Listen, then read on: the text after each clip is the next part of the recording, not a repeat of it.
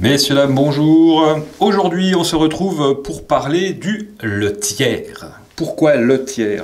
Pourquoi pas Thiers?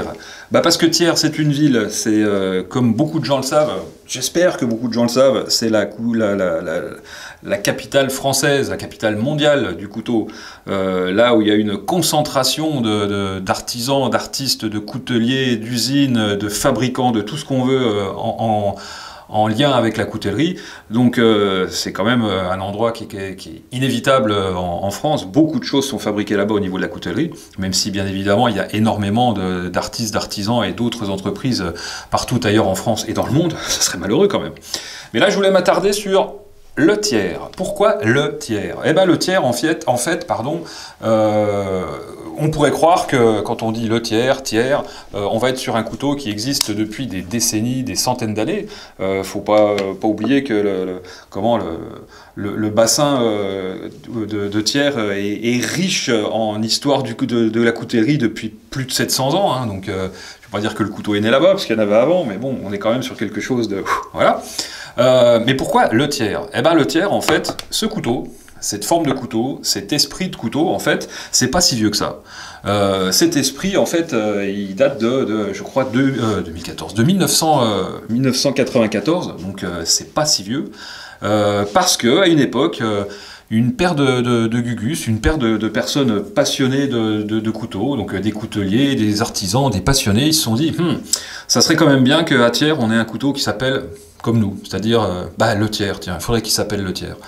Donc ils ont déposé le modèle de base, hein, ce qu'on va appeler les talons. Ils ont déposé le modèle de base à l'INPI, qui est l'Institut National de la Propriété Industrielle. Et du coup, comme ça, la confrérie, elle est devenue propriétaire du nom Le Thiers. Non, Le Fidèle, c'est celui qui m'a fabriqué celui-là. Ça y est, je bégaye.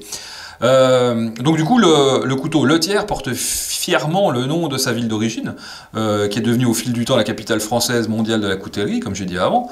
Le couteau, c'est l'emblème de la ville, de la coutellerie, sous toutes ses facettes. Donc ça attire de nombreux couteliers, des artisans dans le bassin thiémois.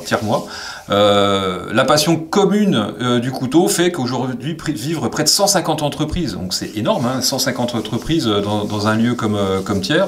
On n'est pas à Paname, hein, c'est pas une ville de 2 ou 3 millions d'habitants. Donc voilà.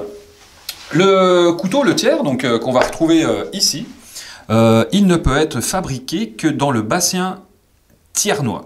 Voilà, par un coutelier thiernois, établi dans le bassin depuis au moins 5 années. Donc pas n'importe qui peut fabriquer ce couteau. Couteliers et couteaux doivent respecter des règles de qualité spécifiques qui en font un produit de haut de gamme. Dans le but de garantir l'authenticité et la territorialité de toutes les pièces, et la fabrication doit être réalisée dans le bassin thiernois aussi.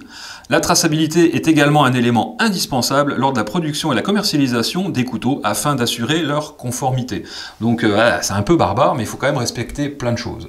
Donc pour pouvoir bénéficier de l'appellation Le Thiers, comme on s'est marqué ici, les couteliers ont un cahier des charges précis à respecter. Alors l'objectif, c'est de pouvoir garantir aux consommateurs un produit de qualité fabriqué selon des exigences fixées par la confrérie, tout simplement, et de ne pas partir dans le grand n'importe quoi et faire nimp.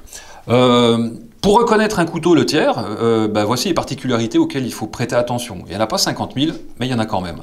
La forme générale du couteau qui est légèrement incurvée. Vous voyez qu'on voit celui-là qui est légèrement incurvé. La version originale, elle est reconnaissable entre toutes grâce à sa double vague et son manche coupé en pente inversée. Alors là, on a encore un petit peu la double vague, hein, c'est-à-dire qu'il fait comme ça. Voilà, donc ça c'est une ligne qui est quand même, moi je trouve, assez élégante, on va dire. Hein. C'est peut-être là qu'on a ce côté haut de gamme, même si le haut de gamme, pour moi, ça ne veut pas forcément dire des produits de haut de gamme, mais la conception, hein, souvent, qui est haut de gamme. J'en étais où? La double vague. Voilà.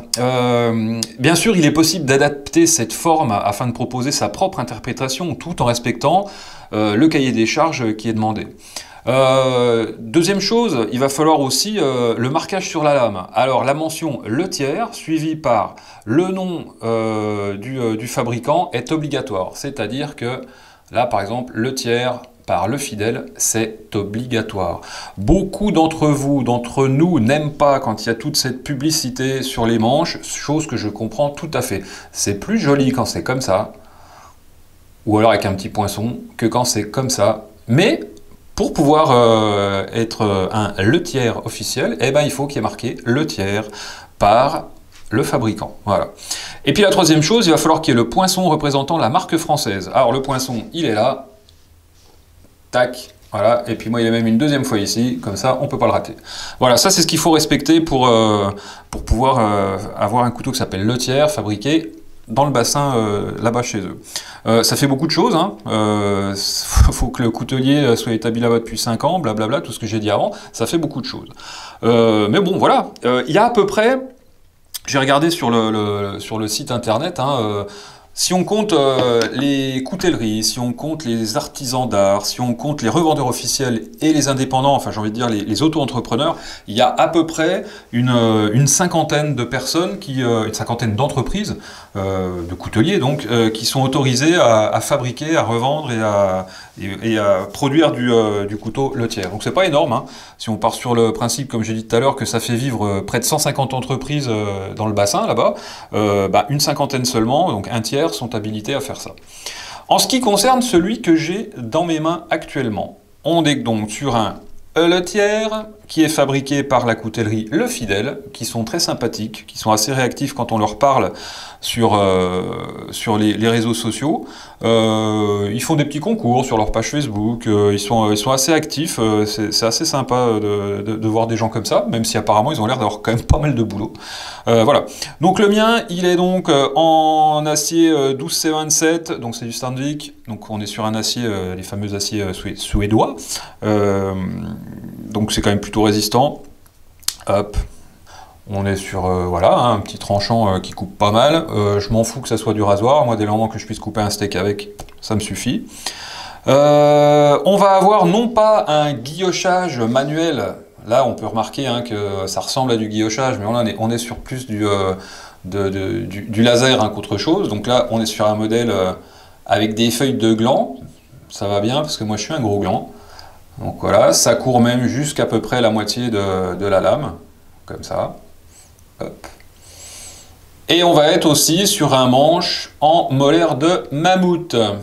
Alors pourquoi de la molaire de mammouth? Eh ben franchement, j'en sais rien. C'est juste que j'ai trouvé que la couleur et puis les incrustations étaient super jolies. Donc je me suis dit, oh bah tiens, c'est pas plus mal. Pourquoi je prendrais pas celui-là? Voilà. Mais ça peut être en n'importe quoi. Bien évidemment, chez Le Fidèle, ils vont vous faire du guillochage à la main hein, sur des modèles si vous le désirez aussi. Ce sont des couteliers, hein, c'est pas une entreprise chinoise qui font des trucs à la pelle et à l'arrache. Hein, c'est des produits qui sont quand même plutôt bien finis. Voilà, c'est d'ailleurs eux qui font le 20-20. Hein, je vous mets peut-être une petite photo là dans le coin si vous voulez. Qui était à gagner il n'y a pas si longtemps, wow, pas si longtemps que ça sur leur page Facebook. Ils avaient fait un petit concours pour gagner un 20-20. Justement, qui a une forme assez particulière, mais qui est plutôt sympatoche. J'en ai pas encore, mais j'en aurai peut-être un jour. Voilà. Sur ce, j'ai fini. N'oubliez pas donc je vais mettre, hein, bien sûr, dans le descriptif, en dessous de la vidéo, hein, les liens pour savoir où est Thiers, qu'est-ce que c'est que Thiers, la capitale de la coutellerie. Je vais mettre un lien aussi pour l'association Le Thiers, pour savoir qui fait les couteaux. Si vous en achetez un comme ça, vous pourrez faire un œil sur la page pour voir si ça vient bien du bon endroit, si cette personne est autorisée à vous le fabriquer et à vous le vendre. Et puis voilà. N'hésitez pas à vous abonner, ça vous coûte rien, c'est sympatoche, et puis ça fait avancer la chaîne. Ou allez faire un petit tour sur mon Insta si vous voulez aussi, hein, c'est pas de qui coupe, c'est pareil que la chaîne. Je mets un petit peu de photos pour mettre un petit peu de teasing, c'est sympatoche. Je montre un petit peu des choses et d'autres, mais bien évidemment des couteaux. Et puis c'est tout. Messieurs, dames, sur ce, je vous souhaite une bonne journée et à bientôt pour de nouvelles aventures. Coupez!